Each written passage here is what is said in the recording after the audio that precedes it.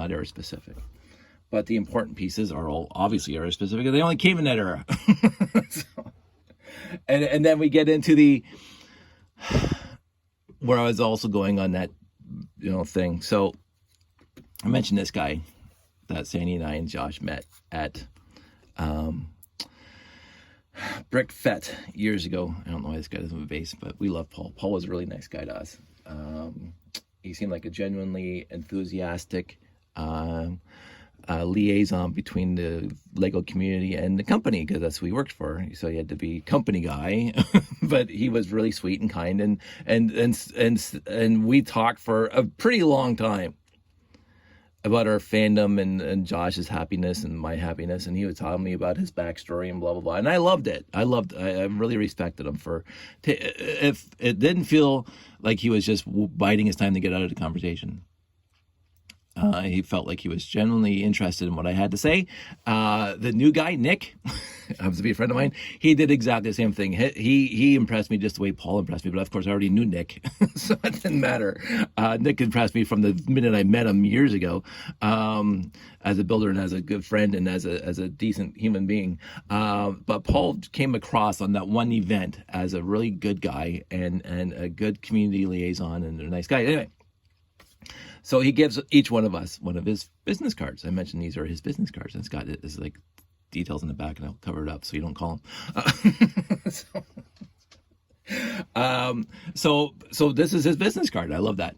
And so there are Lego people out there, Lego people who are collectors, and they have to be fully complete. And again, we've talked about that before, and I can't say anything when it comes to being complete. I honestly can't say anything. For me, it's fun. But so some people want this minifig to have all the Lego business cards. And I guess like people collecting stamps and people who actually collect business cards for whatever reason. And so I went online and I had to find, because this is not listed on Bricklink. Bricklink, maybe they have, I don't know. I have no idea of the mechanisms, the mechanisms, or whatever the word is, the inside scoop of how Bricklink handles their stuff.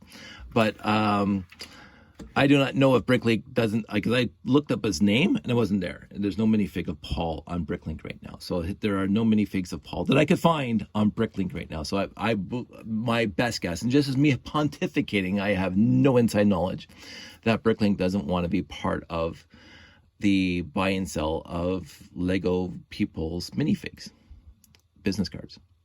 So maybe that's true, maybe it isn't. I don't know. But I just typed in Google, Paul minifig, and I found one on minifigpriceguide.com, and I should actually go through this thing and figure out how rich I am. But according to the minifig price guide, and it's the first time ever I've been on the site, by the way. I've never ever been here because I don't sell stuff, and I don't know how old this thing is. What did I see? $53. Did I see that? I'm just gonna scroll down here and keep going. I could have sworn I saw $53 somewhere. So so minifigure price guide, Lego detailed listing for Paul, EMP 051, $53.20. And I'm going, oh, and there's one on eBay. Holy crap. So there's a Paul on eBay right now. So let me just go to eBay right now, ebay.ca. Come on. I just saw it. It's gone already. On the actual Google listing, it said $983. And I'm going, oh, there he's already on there. Authentic Lego Paul, $992.42 or best offer. And $39 shipping from Canada. That's the other thing I ranted about. $40 for shipping this guy. Are you kidding me? Like, I can't even understand. I can't even understand the mentality of people who would put $40 for shipping this thing. Now, I don't ship a lot, but I have shipped some. And at no point, me shipping all my little 1x6s, did anything come close to $40 anywhere in the world. Nowhere in the world did it cost me $40 to ship anything to anybody. Now, he's going to say, boss, or they, I'm going to be not They're going to be generic. They might be rolling in the cost of tracking, which is something you should have, but I don't remember tracking being $40 either. But anyway, $40, and there's one right beside it. Oh, that's Paul R. Wilmot, $661. I'm going, for the love of everything, right? That's $3,000 right there, according to eBay. Now, whether or not they get it, that's the other point of the thing. But I don't get that. And it's not the people who are buying it, it's the people who are selling it. And this is another quick tangent that I'm going to try to keep quick, and I'm going to try to remember what the point was before I forget it. When I was a kid growing up, garage sales were radically different. Yard sales and garage sales were radically different than they are now. When I was a kid, somebody did a garage sale, they wanted to get rid of stuff out of their garage. Hence the name garage sale. It's right in the frickin' name. Selling the stuff in your garage to get rid of it, to get it from your garage. So you don't have to take it to the dump or whatever you have to deal with it. Saturday morning, put a sign out front, garage sale. People stop by, they'll take these old screwdrivers, this whatever you got sitting in your garage. And you will walk around 25 cents, 50 cents, $1, maybe $5 for a bike. Whatever it is, you want to get rid of it. Nowadays, they go to a garage sale and they see a little box, $150. What? That's not a garage sale item. $150 is not a garage sale item, period. It's not. If you have something that you want $150 for, you do not put it in a garage sale. And this is me being, hey, you kids, get off my grass.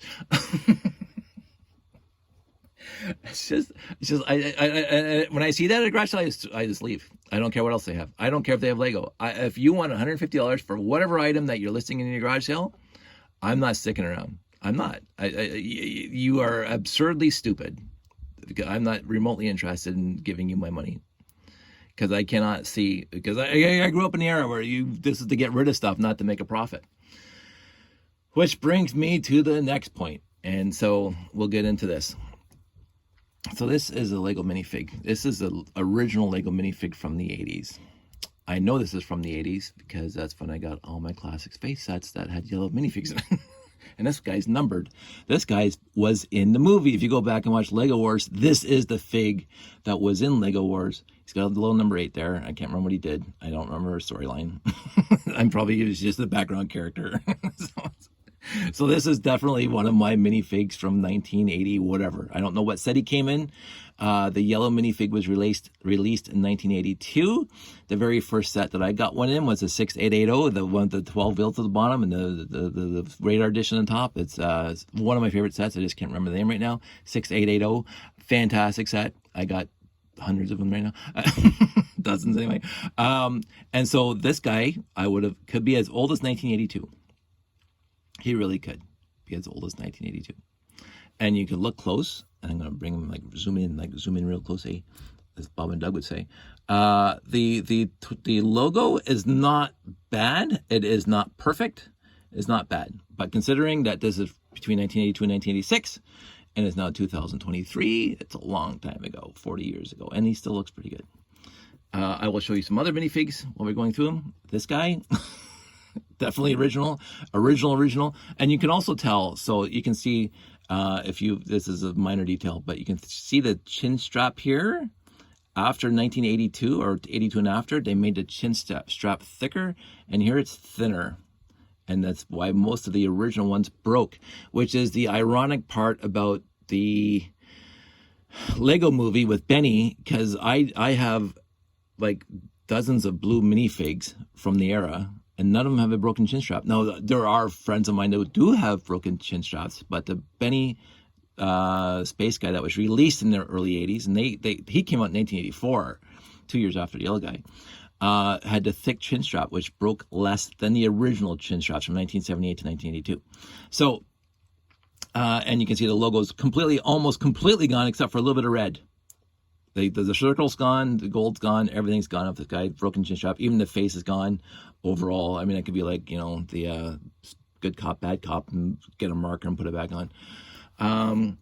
Here's a red torso that is kind of not bad, but there's zero gold left on this thing. And so you grade these things, and people say, oh, it's graded. He's glossy. This guy. Other than that, no scratches, no bings, no bumps, no bite marks, no nothing. Just the logo is gone. And this is one of my originals too. So this guy would sell for less than this guy, for sure, absolutely. And then, so here's a yellow, I want to use this guy. So this came in a lot, and it's a little bit dirty here. I should figure out why that's there.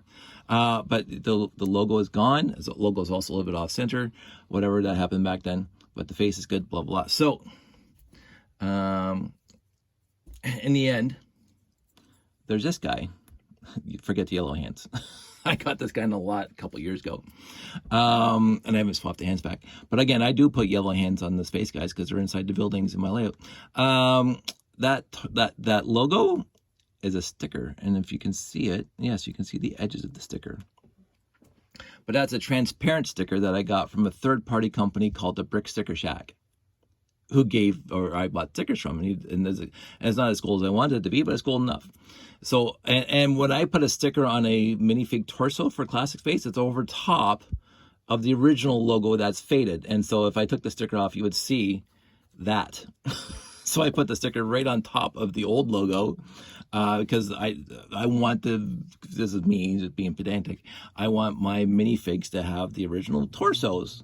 If I were to ever sell them, I would say, yeah, this guy's stickered, but he's got the original logo underneath, but it's completely faded. So it's the original torso that came in the Classic Space set. And then there's this guy, a black minifig guy, and this is the original. This guy's faded. I got most of my black minifigs in my layout, so I have a couple of really mint logos, but again, the gold's off this guy, and that's fine. This guy, the logo is perfect, but again, this is stickered. You can see the sticker. It is a sticker. And this is not a transparent sticker with the logo. This is a black sticker with the logo on it, which looks really, really sharp on this. And I couldn't find it right now, but the whole point of this was to get to the point where there is a thread going around in one of my Classic Space groups where the guy's looking for a stickered blue space guy to make the set original. And I am telling him, and I said it in the replies to his picture, none of the space guys besides the original 1978, and this is the original 1978, so this is a little bit of history lesson for you kids. In 1978, Lego released Classic Space sets, but they weren't ready. They were rushed to production to get out before Christmas. They were due to be released. The line of Lego Space was scheduled to be released in May of 1979, the whole lot, all in 3-digit series. So there's the Galaxy Explorer, the 924, 918, the Rocket Base, Alpha 1, the Control Center, 926, the 442, like all of them, including this guy. All these sets were scheduled to be released May. This is what I remember. I mean, I could be 100% wrong. That's what I was told. May of 1979, all these sets were scheduled to be released. But Christmas was coming up in 1978. The Lego company said, oh, we got enough product to get out there, and they want to get the Christmas rush. So they released, I don't know, like half of them at the end of 1978. The problem is that the minifigs were not ready yet. They did not have the stamp on the torso. So they released the original 1978 sets with stickers. And it was just exactly the same stickers that they released when they came out with the minifig in the first place, like the set 601, 600, 601, 602, 602, the shell guy, the police guy, the fire truck guy, all those little first minifigs that had those little cars that they couldn't sit in. Go look them up. Set number 600. They even did an homage to it a few years back. All those original guys were stickered, period. I was there. I remember. I remember this. I don't remember a lot, but I remember this because my mom and dad bought me 601 and 603 for my birthday or Christmas. I got them. Those were my first 2 minifigs, period. I didn't get a Classic Space guy until Christmas. So 600 and 602, I think, whichever is the shell truck. They were stickered. Even the sticker on the vehicles, they were stickers. They were not printed. But that only happened in 1978 for the torsos. 1979, when you bought a Classic Space set, the guys had the prints on the torsos. And the only minifigs that were available in 1978, 1979, 1980, and 1981 were white and red. Period. Yellows did not exist, black did not exist, and blue did not exist in 1978 to 1979, 1980, 1981. Only these guys existed, and only the first year had stickers. Only the 3-digit sets had stickers that were released in 1978. I couldn't tell you the demarc between which three-digit sets were released in 78 and which sets were released in the May of 1979. I know the Galaxy Explorer itself was not released in 1978. The Galaxy Explorer was only released in 1979, and they did not come with stickers. They didn't. And a lot of people say, you got a faulty memory. I'm sorry, you don't. The Galaxy Explorer did not come with stickers, or else I would have a million minifigs with stickers on them. Because I bought a million, lots of Galaxy Explorers, at least 20 in my time. They did not come with stickers. I have one stickered torso from 1978. I got it with my 918 over there. I already put them away. I don't know where that torso is right now. I put them in a special spot and I can't find them. so these guys came out in 1978, and these guys were the only ones. Oh, they could do this way because people, oh, the yellow hands. No, so these guys came out 1978 to 1981 and all the classic space sets. And in 1982, this guy showed up. That's 1982. No stickers. This guy did not show up until 1984, and I don't have a blue guy available, but I'll grab a, well, I guess I do.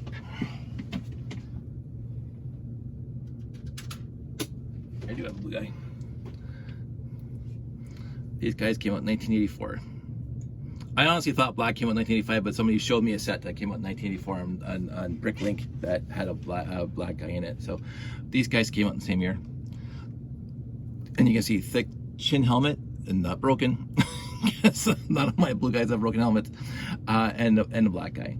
So none of these three had stickers ever officially from the Lego company. So if you get a stickered yellow, blue, or black guy, it's exactly the same as I got when I go and I order stickers from third-party brick sticker shops. The Lego company never ever released them. Now there might be like an idea book. Let's see if I can find an idea book really quick. I know I have idea books somewhere. It wasn't going to be part of this, but over here. What are my idea books? I gotta get better organized. 6,000. This is an idea book.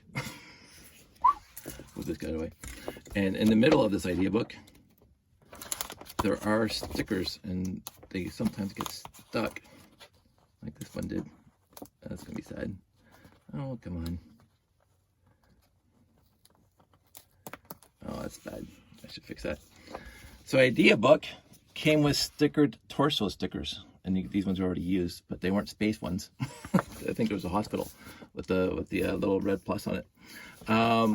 And so if you got a sticker on any other torso besides white and red, it could have come from an idea book, like those. There's right here, so you can see there's torso stickers here and there. That's for the two main characters of this story that flew around.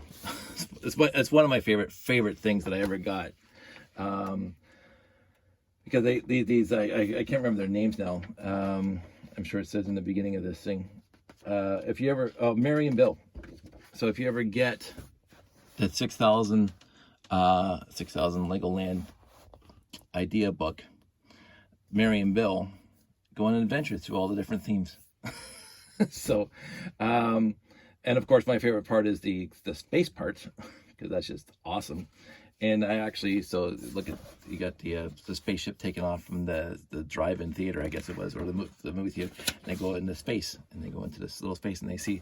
So this is what the company would do if you got like a lot of parts from all the various space sets, and you can put them together and make something else. It's an idea book, and I think there's one thing in here. I don't know if it's, yeah, this one. This guy's in my layout. This guy was never in a set. This guy came out of the idea book, and I got two in my layout because I love this guy, because it's a fuel truck. It goes from vehicle to vehicle. And I don't think it was this one. I think it was the next one. Or the brick fet that I missed, which I still am not happy about to this day, but the brick fet that I missed. Let's see if I can find it. I think it's this guy. Might be this guy. I haven't looked at these things in a while. Or is this too new? This is also an idea book that came out. This one might be too new. Yeah, this one's too. And also stickers, by the way. So the idea books have stickers. And these are transparent, so if you got one, I could have come off one of these, but I do not see. Oh, this is Futuron. I don't know what that. I love Futuron. Yeah, this is the one. This is the later one. This is, a lot of my friends have tried to tackle this build here because it does look cool. It really does look so cool. I've never tried. I've thought about it. Like I cannot tell you how many times I thought about trying to build this. I just never got around to it. But I think they did it at one of the brick fests or brick fests. And so they show you, give you instructions how to build these various vehicles. If you've got the classic space sets, this guy's I'm kind of partial to. So, and then, yeah, so this is the idea book, 250. But in the end, oh, so, and this is my final rant after